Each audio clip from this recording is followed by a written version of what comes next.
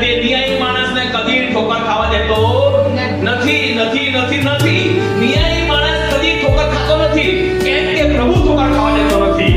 આ પ્રભુનો વાયદો છે, આ જીવતા પ્રભુ ઈસુ ખ્રિસ્તનો વાયદો છે કે તમારો બોજો યહોવા પર નાખો, તમારો બોજો પ્રભુ ઈસુ પર નાખો અને તે તમને નિભાવી રાખશે, કેમ કે ન્યાયી માણસને તે કદી ઠોકર ખાવા દેતો નથી. આ 100% સાચી વાત છે. એટલા માટે આપણે ન્યાયી માણસ બનીએ, કેમ કે ન્યાયી માણસને પ્રભુ સંભાળે છે. આપણે ન્યાયી માણસ બનીએ, કેમ કે ન્યાયી માણસને પ્રભુ ઠોકર લાગવા દેતો નથી. આપણે ન્યાયી માણસ બનીએ, કેમ કે ન્યાયી માણસને પ્રભુ કોઈને નિરાશ કરતો નથી. એટલા માટે ન્યાયી બનવું આપણા માટે ખૂબ જ મહત્વનું છે.